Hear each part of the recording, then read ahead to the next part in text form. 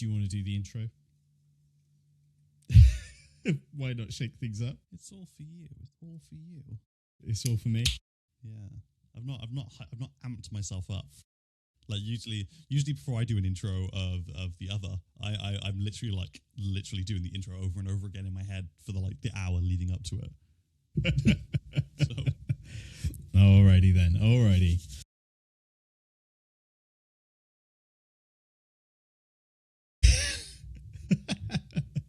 What's up, everybody? Welcome to another brand new episode of Undisputed Anime Podcast. I'm one of your hosts, Zane Reed, aka Zane Taichou, captain when it comes to anime recommendations. You're throwing all sorts of shapes there. You're wilding right now. I was trying to spell undisputed, but I got bored halfway through. Everyone listening and watching, besto friend, I'm trying to think of a good stand. Zipper man to my golden wind. Susu Days here. Sticky fingers. Oh, of course, Sticky Fingers is the Japanese version, but yeah, I think Zipper Man is like the people in the West just won't get it. Just won't get it. How you been doing? Every time I see that, I think I've got it saved as a sound clip on my private Discord. Yeah. Yeah, sticky fingers. I'm doing good. Good. We all persist. We all get through it. The anime, great escape. Great way to escape. Yeah, I know what you mean. Been some good stuff. I'm in a pretty good mood today. It's been, despite being a winter lover, I'm actually quite enjoying all this sun. Spring is here. I didn't realize the 20th of March marks the first day of spring, and I was like, oh wow, yeah, I know. It's really come at it hard then, because it's been really springing this last couple of days. Absolutely. Man, that also means that we're coming to the end of the winter anime season lineup as well, which is probably going to be our next episode. So be sure to subscribe, all that jazz for next week, because everything's ending this week that we're recording. JJK, Fire Force. Trying to think what else there is. What we Sentenced to be Hero? Maybe? Yeah, I was gonna say, I'm a couple episodes behind, but I feel like they all released in the same week. Mm-hmm. So it should be now-ish. They'll all be finishing. So yeah, maybe Free Rent season 2 as well. Yeah, fair. That's absolutely true. Yeah, honestly, it's been a season. It's been a season, and I feel like although this is kind of leading up to a week of things ending, this last week has had so much new stuff come out in terms of course, we'll be talking about JoJo Steel Ball Run. Invincible came back, and I was just like, oh, this is incredible. And they released 3 episodes as well. So I was just like, oh, back to back. I'm a big fan of that sort of cadence where a show will release at least they might do it for the first couple of episodes and then go to a weekly release. But I'm a big fan of a series being hey, here's the first 2 or 3 episodes for you to just get into it, and then it's going to be okay, the next couple of episodes are going to come out week over week. Or I think The Legend of Vox Machina in the second series, I think that they released them in batches of 3. Yes. 3 or 4. So you got the 3 episodes, then you waited a week or 2, and then you got the next 3, and that was a pretty good cadence. I like having a little bit more to watch. And I think that's what's happened with JJK for me and Kira, is that we were watching it every week, and then we didn't watch it for 1 week, and then we didn't watch it for another week, and now I'm actually you know what? I'm actually quite looking forward to just binging the last 7 episodes of this season. Yeah. After the coming Thursday. Mm-hmm. Yeah. It is nice to kind of not having to wait. I guess that's we've been lucky to kind of had the binge culture as well, right? Of being able to binge whatever TV series you want. But yeah, now having the option is pretty cool to play with. I should do the intro. I should do the intro at the top of the show, shouldn't I? Welcome to Undisputed Anime. This is a podcast where we love to give you reviews, recommendations, impressions, and all that jazz. Again, if you love what we do, be sure to like, subscribe. We're coming to you live, not live, we used to do it live, but we are coming to you on youtube.com and on your favorite podcast platforms where you can leave a star rating and a comment. By the way, our Kaguya review, Princess anime movie that we watched on Netflix, hugely popular. Over 100 views on YouTube. I forgot to check the podcast numbers, but yeah, it's doing really well. So if you're interested in something like that, be sure to check that out. There's an ad-free audio version on our Patreon, as well as other episodes like our last episode where we talked about video games that need an anime adaptation. So again, that one came out a little late. Apologies. Editing with my computer has been terrible recently. So, but that's all up and running for you guys. A well-oiled machine over at Undisputed Anime. At the HQ here. This week, we thought it'd be fun to give thoughts and impressions on Netflix's One Piece Season 2 live action. I probably said that the wrong way round. And, of course, we're going to talk about JoJo Steel Ball Run. Susude, where do you want to start? Let's go straight into it with Steel Ball because, you know, that's the most recent thing I watched. So, there's certainly horses. Do you want to start with the horses? I mean, honestly, this anime, this episode has it all. It's got horses. It's got the titular main character, the Steel Balls, showing up in the first episodes. Like, honestly, sometimes you have to wait until like episode 5 to actually get introduced to the series' namesake. But this time, no, the Steel Balls are there right away. Like, absolute champion in the series. Yeah. Did you watch it sub or dub? I watched it subbed. I watched it dubbed. So that'd be interesting. Yeah. Okay. Cool.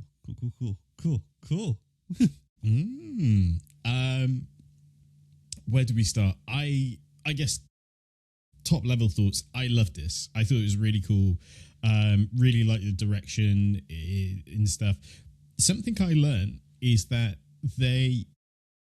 again, if you're a long time JoJo watcher, you know those kind of moments where it has the onomatopoeia, so it has like the words across the screen, so it'll be like so, and it'll have like those like sinister. Yeah. So apparently the director had thought that it'd be best to kind of scale those back as much as possible. So in this like 47-minute episode, it only has like 10 of those instances happening. Where in like if you watch Stardust Crusaders, it happens like all the time. Every other shot. Yeah. So apparently it was a conscious thing to kind of scale that back for a new audience or new watchers and things. It is, to be fair, Steel Ball Run is a very good entry point to JoJo, the JoJo universe, because it is the very beginning of the reset universe.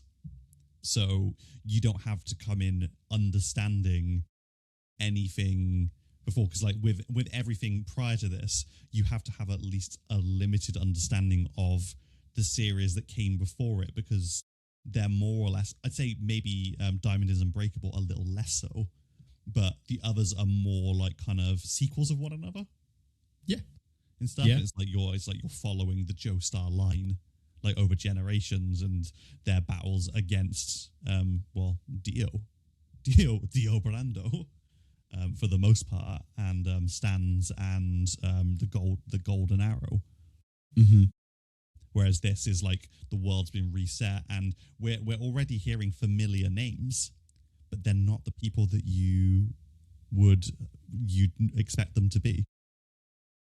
Yeah, So it's funny you should mention the viewing order as well, because Netflix, I believe, did a tweet or some sort of post saying that people could skip parts, which is a big no-no in the JoJo community. Like, you never skip anything because it's all top-level stuff. Like, it is the best. Everything's always all relevance. Yeah, exactly. But as you alluded to, like, there are some really good Easter eggs in there if you've been a long-time fan of JoJo. And of course, they've kind of recycled names. It's kind of like the Abdul cameo in this. Yeah. It took me a second to realize it. It's like, Yeah. I was kind of like, oh no, this isn't the same one, because A, the name's slightly different, and B, this is a whole different universe. It's not the same one. Spoiler alert, at the very end of Stone Ocean, the primary antagonist basically uses his newly acquired powers to reset the timeline and stuff. So at the very end of Stone Ocean, it's like you see all of the characters from that season again, but it's like if their lives had gone differently, like their lives had gone in a more positive way for them. So it's like, or everything, if you've been watching JoJo up to this point, everything that you expect to see is gone. It's kind of like the things you expect it's kind of like less severe, but it's like going from battle tendency to Stardust Crusaders. It's like where the whole like power system reset. Yeah. I think we need to talk about the universe thing, because there is, I can't remember if it's been confirmed or not, if this is a consequence of the end of Stone Ocean, or if this is just Iraqi just kind of like, you know what, I'm going to do something different. Let's do a new universe, new things, new cat, and kind of position things in a different way. Is the Stone Ocean...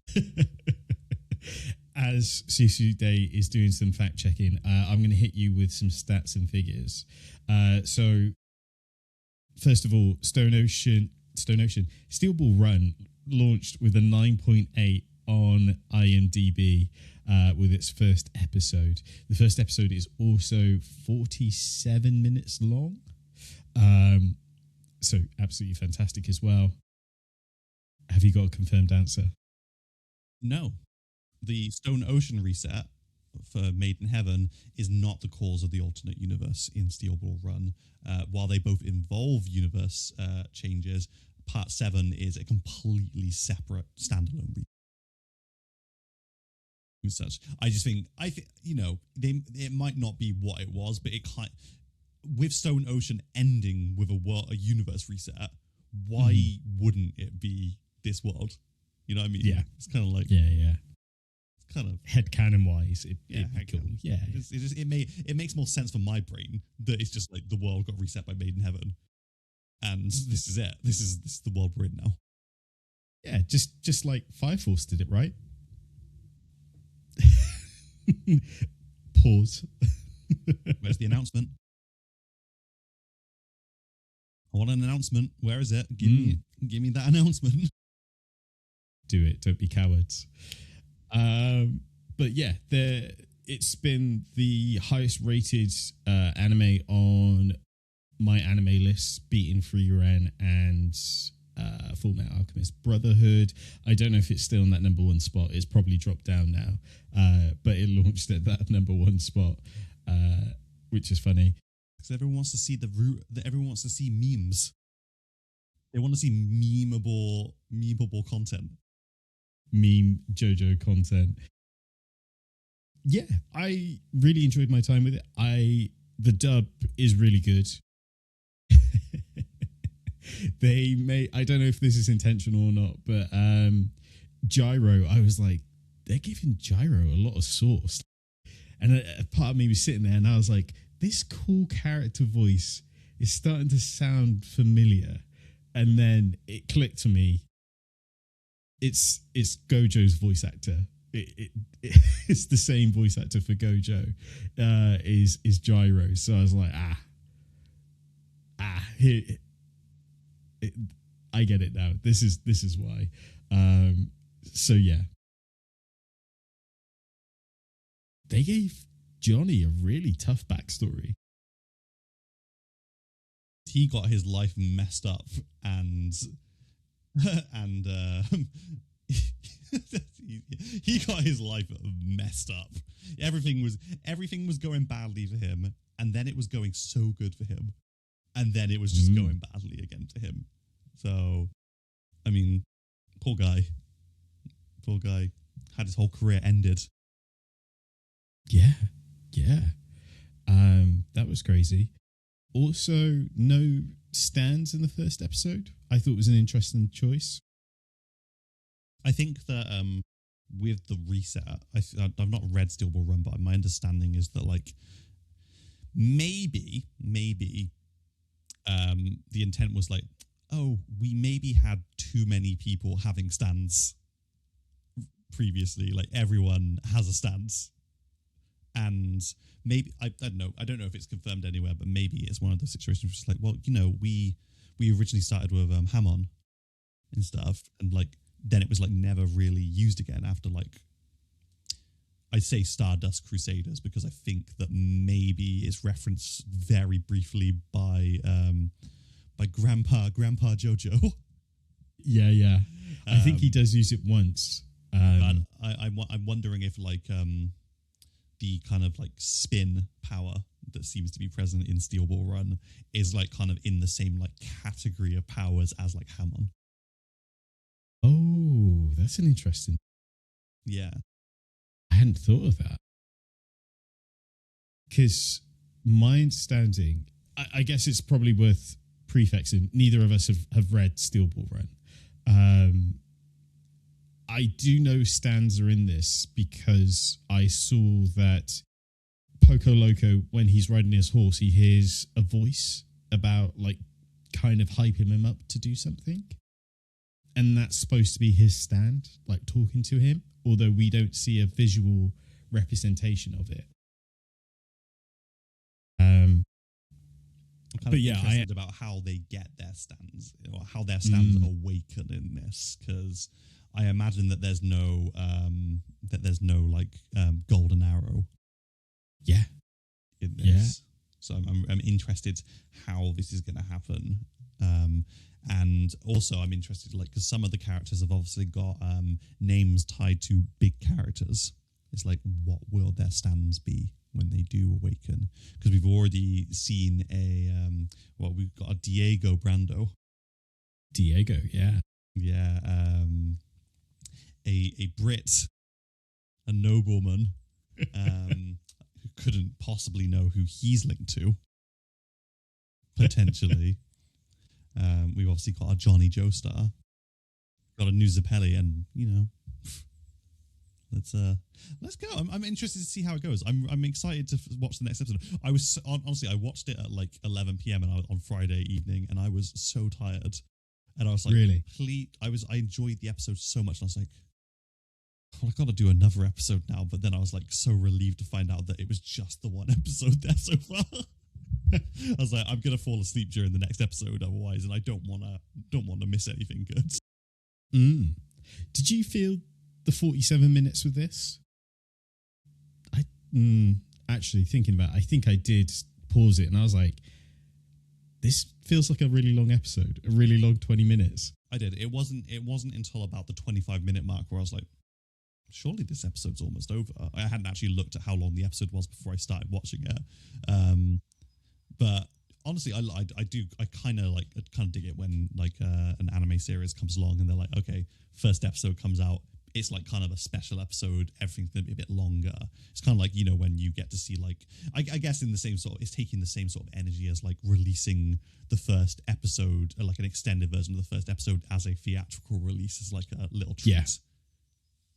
Yeah, definitely. And I think it gives a lot of breathing room to set up all these characters as well, because again, it feels bizarre that Gyro has a lot of focus, and it's almost like Gyro is the lead character, and then it introduces Johnny, and then you get Johnny's whole backstory, and then you're like, oh, actually Johnny is the main character here, but we're going to be following Gyro, which I think is something that we've seen before in. I kind of want to say it's kind of like the Polarath and Jotaro formula, where Polarath does a lot of fighting and stuff, and then Jotaro comes in, and then you're like, this is the real fight. Yeah. So yeah, I kind of feel like that's probably going to be the formula with this one.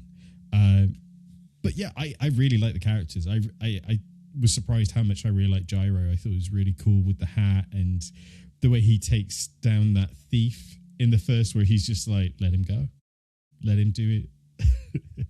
Let him fight me. And then the character Steel Ball comes along and makes some things happen.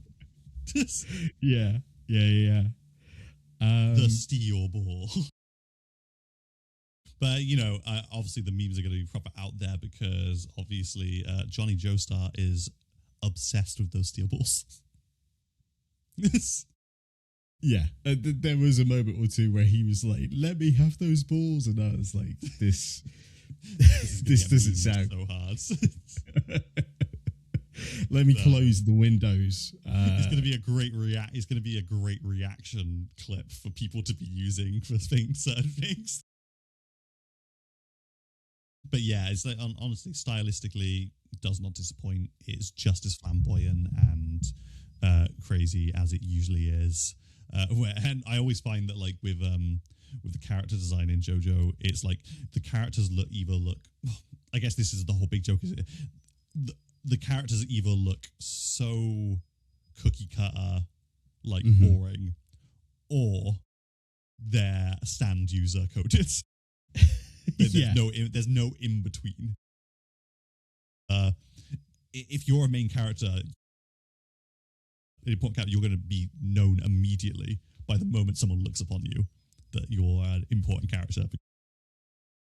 Even the guy who's hosting and arranging Steel Ball Run is like, this is a character right here. Like, is it hair? Is it like is it a hat? A hat? Yeah.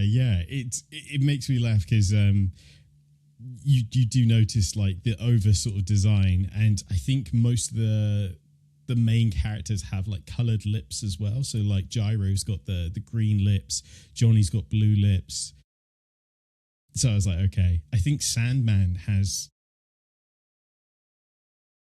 over design as well. He's got kind of like a teal, like a lightish, like a very muted mint green like lip to match. And he's got his hair. I was just going to say, his braids and stuff as well. It's like he was drawn with the normal braid hairstyle backwards. Yeah. I know what you mean. So it's. I have seen a few TikToks as well explain that there's some things that are cut out, but I don't think it hurts. Again, the sort of formula and stuff of the episode. So, for example, Sandman's backstory is told quite early on in the manga, it seems, but that was cut out here. So I guess, again, trying to streamline things, having Johnny's backstory, and then maybe in a future episode we'll probably get Sandman's backstory and why they're in the race and such, will be really cool. See, I'm really looking forward to it, honestly. Right, I'm always a big fan of a JoJo, so I'm looking forward to seeing where it goes, having not read it, not really having any notion of what is gonna happen. Because usually it's like, we know that Dio's involved there's always a very clearly defined antagonist, usually set up pretty early on, and we don't get any of that with Steel Ball Run. That's true. So I'm looking forward to see what story gets told here whenever that next episode comes out. So, just to bring you up on some online rumours and gossip, there has been... Well, first of all, the JoJo fan community are really hoping this doesn't have the batch release schedule that Stone Ocean did, because that felt like it really hurt its momentum and returning viewership and things. So my biggest wish for this is that it is just a weekly schedule going forward. We've seen... some online quotes from the director saying he's unsure what the next episode will be. But there's some other sources that are saying that the next episode will be on the 28th. So fingers crossed it's not like 6 months from now we'll be getting episode 2. But yeah, I just, again, for those who are jumping on for the first time, I really hope that this is going to be a big one for JoJo. We can only hope and pray that that's how it's going to be, because it really took so much momentum out of Stone Ocean. Mm-hmm.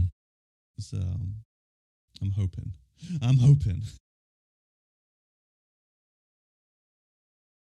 Cool.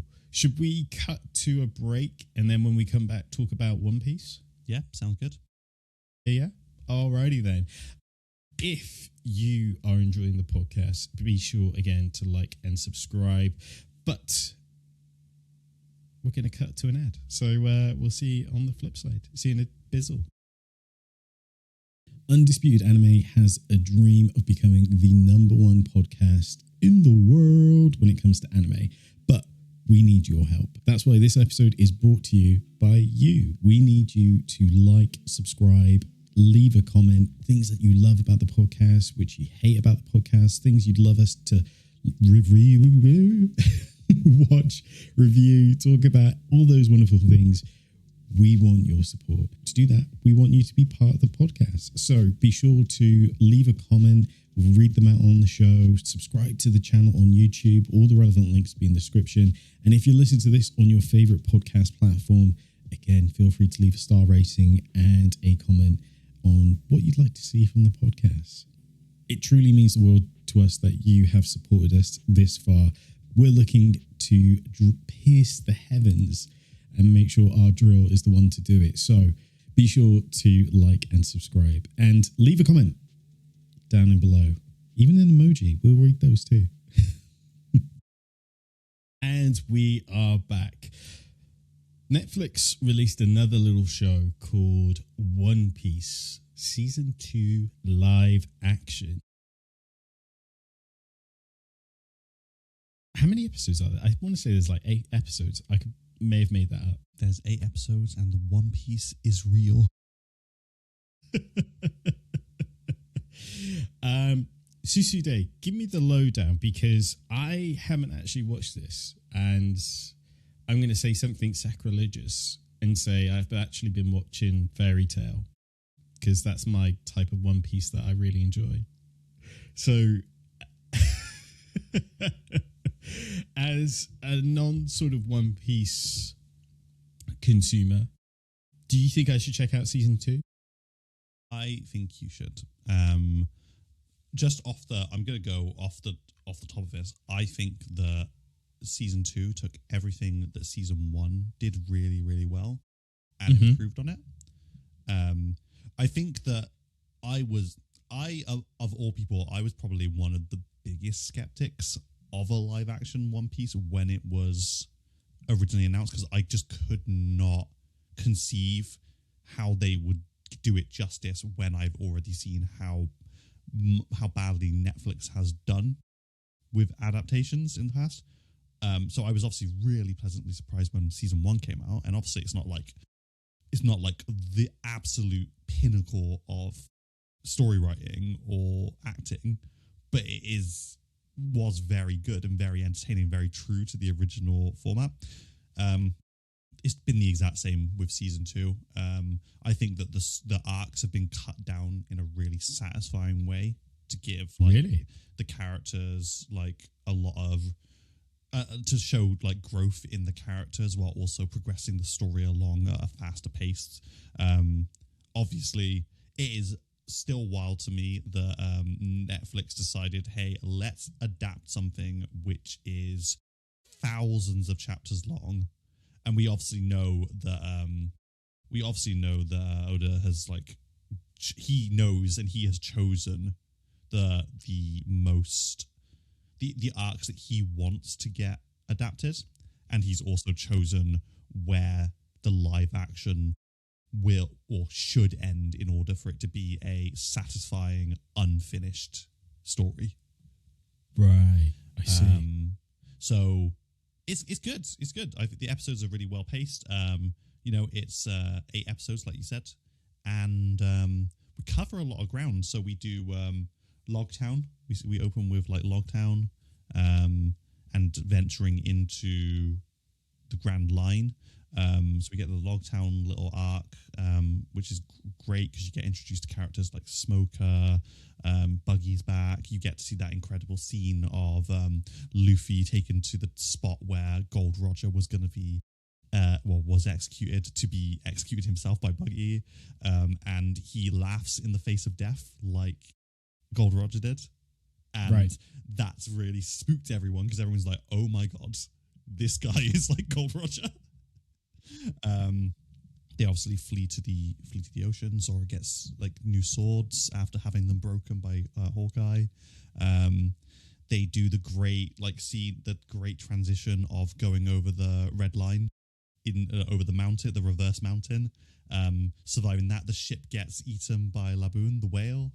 They obviously do an episode and a half on Laboon and like getting the crew out, meeting the first members of Baroque Works, which is the Shadow Cabal, led by a very powerful Devil Fruit user.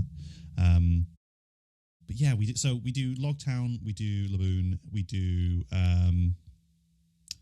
do Little Garden, and we do Drum Island in this. Oh, okay. So I think Little Garden arc takes place over like 2.5 episodes.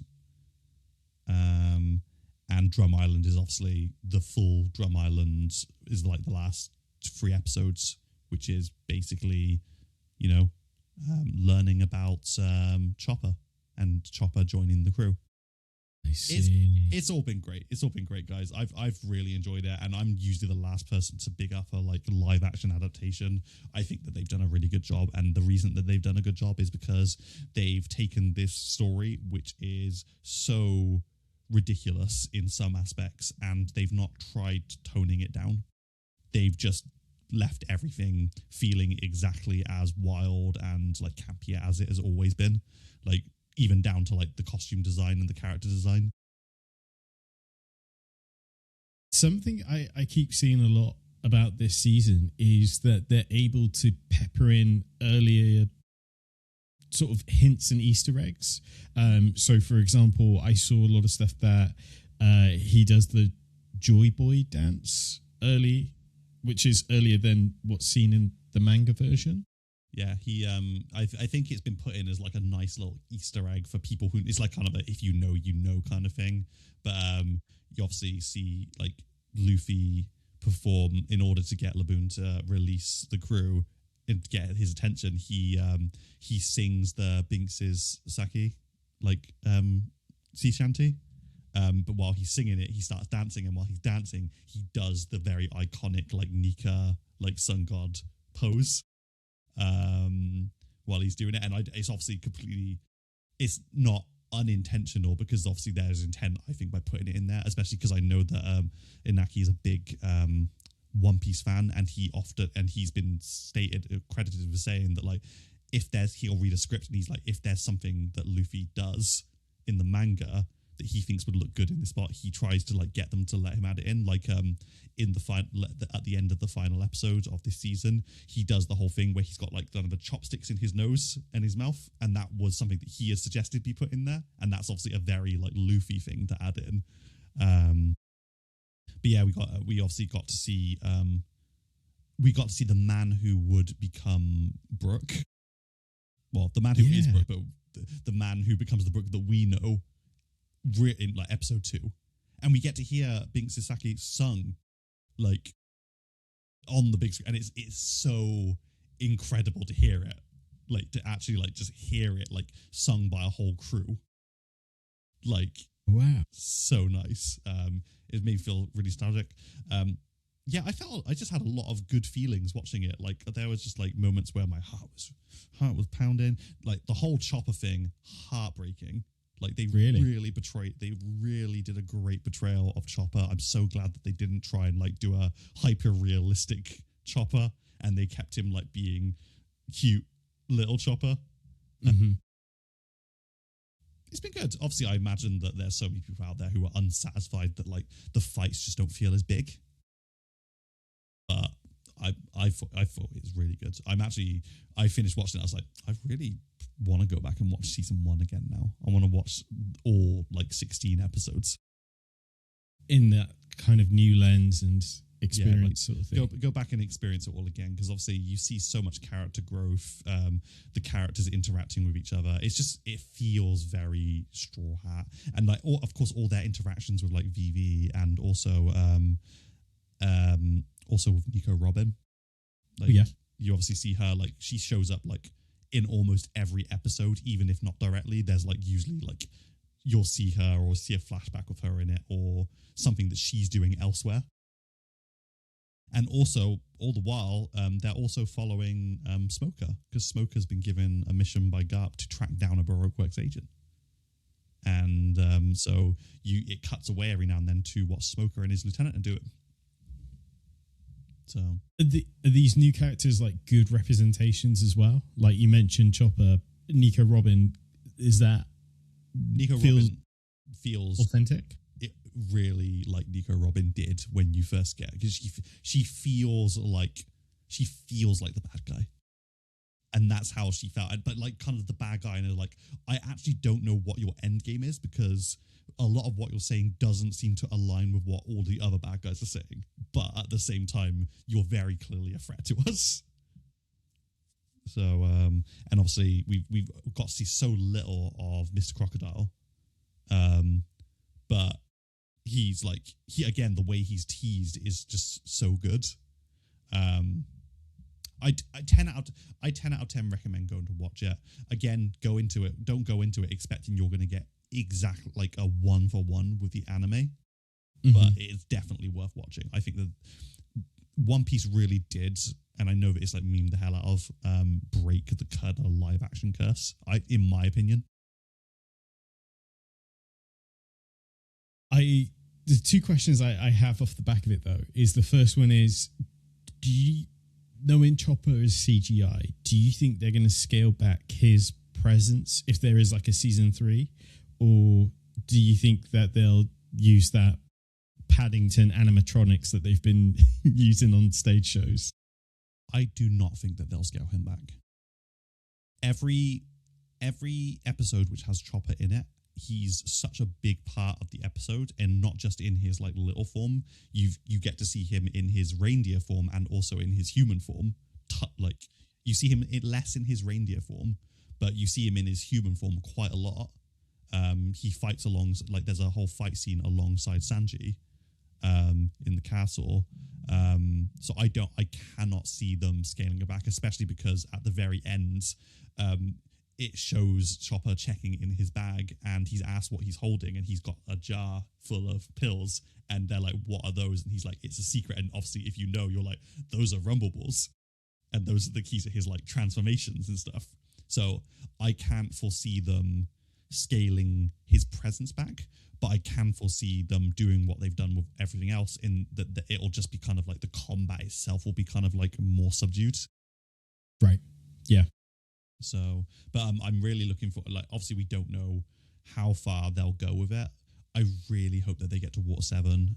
I really want to see, I feel like if they're going to end anywhere, like end with them saving Robin, you know, end with that. And then you've at that point, you've also got like Frankie involved. We've gotten to Seabrook. So I wouldn't be like super sad if they didn't actually get to a point where Brooke joins the crew, because at the very least we got to see the character. That's cool. The other question and thought I had is, do you think this version will influence the anime remake that Wit Studio is currently working on, knowing that in this live action they've been able to pepper in earlier flashbacks and content like Brooke, like the Joy Boy dance? Do you think that will influence what they're working on in the remake as well? I honestly couldn't be sure. I can't be sure, because part of me thinks that like I think that there's a lot of me that thinks that the live action they're doing that in the live action because they are very aware that even though One Piece is ongoing, that the One Piece live action has an end point, and that end point has probably already been decided. Like, they know how far they're going to go with it. And maybe they'll go a little bit further if it continues to be popular. Mm-hmm. But I don't think that we don't live in a world where they're going to continue making the live action for like 20 years. Because for one thing, they've got a really great cast at the moment, and the cast is unfortunately going to age out of the characters. Unfortunately. That's right. Yeah. But I feel like there's every intention that the remake of the anime is going to be going from start to finish. Eventually, and obviously you don't have to worry about like kind of people aging out of their roles. Mm-hmm. So I feel like it's going to be a lot more refined, and they probably will, they're going to have to like cut some stuff in here and there because there's so many things that take place over the course of like 20 episodes and stuff. But I think it'll all feel right. I'm not. The answer is I'm really not sure, mate. I'm really not sure. Mm. No, that's fair. It's just something that makes me, knowing that with the remake anime, is the whole point is that it's going to be a lot more streamlined for new anime watchers and things. Because I think they said like to get to Arlong Park is like under 20 episodes if they cut out a lot of the filler and stuff. But yeah, it's just kind of like one of those things of like, oh, if they're streamlining, are they also going to like pepper in a lot of the later content into it to kind of enrich the story or enrich the anime experience, So you know what? I think that there is a lot more foreshadowing in One Piece than I think people realize. Because I think that Oda has always very clearly understood where the story's going. Mm. So I feel like if you were to go back and watch the anime or read the manga again, you'll probably notice that there are things that hint to things happening a lot further along really early in the story. So, because it feels like everything Oda writes is very purposeful and it always comes back around. Mm-hmm. It's like, when you're there in like in the Sky Islands, you start learning about like the sun god Nika and like how he freed the slaves and stuff like that. And it's like that was getting teased for so long before we actually got to see it manifest into anything. And then obviously they tied that back into Kuma and everything, didn't they, as well? And his whole backstory is like so rooted in this very deep lore. Okay. Ooh. So overall good impressions. Any downsides? I can't. It doesn't sound like there's much downside to it. For me, no. I think that it is. I think it's exactly what it needs to be. My only downside is that there's only 8 episodes. But we don't live in a world where you can produce something like this as quick as people want to consume it. It would honestly be great if we could get it, like if they were just like, I don't know. It's like, would I be happier getting 8 episodes all at once, or would I be happier if you got like 12 episodes a year? Oh, okay. But even then, like, that's such a stretch for how much production goes into the show. Yeah. Because I was kind of thinking if they were to go to the Arrow Flash sort of schedule of like, it seemed to have been like, I want to say that was over 20 episodes a season. And you would get like a mid-break over the winter, wouldn't you? Yeah. But then the quality, I don't think the quality was there as what this Netflix version has given us of One Piece. Yeah. It's a tough one. It's a tough one, but that's my honestly my main negative. Maybe I'll rewatch it and I'll be a bit more like critical of it in the second watch because I've like gone over seeing all of this like stuff I really love like in live action. But as of now, my only downside is that I just wish there was more because where the story ends. Like, it feels like everywhere that a story like One Piece ends, it's about to lead into another really good story. So, kind of just want to see more of it. Blame you. I don't blame you. Where Fairy Tale, it's all there. I'm this close from rereading Fairy Tale. I'm like 203 episodes in. Yeah. I've just finished the Dragon Festival tournament thing. So that's been cute. I got so put off by the Fairy Tale anime. We've had the conversation on the show before. Mm-hmm. It's like I think I was really excited for it, but then when I started watching it, and it was like, why do we need to have I think that they've changed it since. I don't think they do it anymore. But it's like, it was so put off by the fact that like every time a Dragon Slayer uses Dragon Slayer magic, it's like, why does there need to be a magic circle? I know that this guy's using magic. Yeah.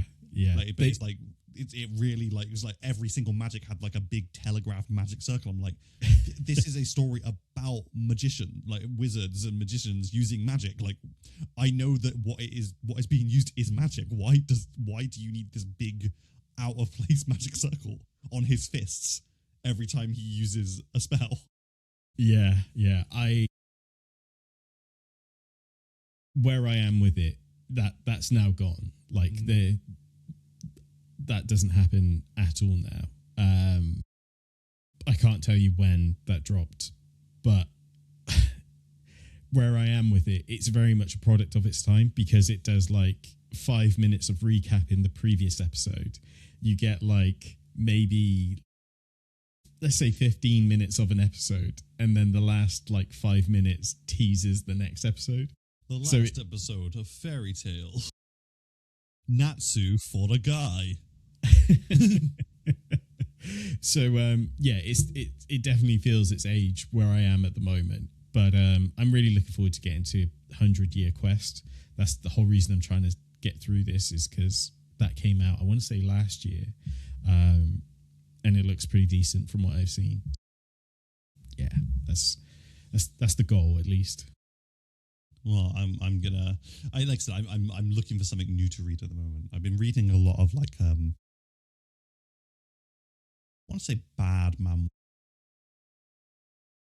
I think bad manhwa is the wrong way to put it, but like I'm reading a lot of manhwa at the moment, which is just very shallow, I guess. It's like I like the stories of like a character who's like starts off at the same place as everyone else and gets just like exponentially stronger over the course of the series. It's like they're always getting stronger and they always find a way to be stronger. I especially like it when it's like regression stories, where it's like the reason that they're able to get so much stronger is because they've already lived this life before. But maybe I'm looking to go back and like actually read a manga, because and Fairy Tale's one I've not read in a long time. I think the last time I read it was when it finished. Interesting. And I've not read the 1,000-Year Quest either. So it'd be a good opportunity to go back, do a reread, and then read 1,000-Year Quest. Yeah. I've got 0, but I've not read that either, because that's all about Mavis and the start of the guild, right? Yeah, I think so. I don't know. I really like Fairy Tale. I've really fallen. I fell off like Black Rock ages ago. Yeah, same. And to be fair, actually, I've also need to read Eden Zero as well, because I didn't dislike it. I just fell off it because I got busy. That recently ended as well. I want to say that ended last year. It's a good time for me to have a reread. I love to read a story about the same characters over different worlds. I'm saying that like it's a slight. It's not, because I'm obviously a JoJo fan. Yeah. It's basically the same story being told over and over again in a different setting. But is it Ari? I can't remember his name now, but his formula is just incredible. Like every JoJo is something special. From Stone Ocean, Iraqi, thank you. From Stone Ocean to Golden Wind to what's the town one called? Diamond is Unbreakable. Yeah. They're all slightly different, from Slice of Life to Prison Break. Honestly, I think Stone Ocean was the most different. But only because it was contained within the prison. Everything else was like, I'd say that the next one was probably Diamond is Unbreakable because that's confined to the town. But every other one was like a journey. Yeah. Yeah. There was a lot of traveling. There was a lot of different settings. Obviously, Golden Wind, probably my favorite of the original of those journey ones. Mm-hmm. Closely followed by Stardust Crusaders. But I do have a special spot for Battle Tendency, just because I think it's funny. He's just so overtly like funny as a JoJo. Yeah. And you know, everyone loves seeing something where like a funny character is like fighting the Nazis. You know what I mean? Yeah. I remember when there was the chariot race, and I was like, I don't even know how we got here. Like, I don't even. If someone said, "Wow, why is he in a chariot race?" I'd be like, I have no idea now.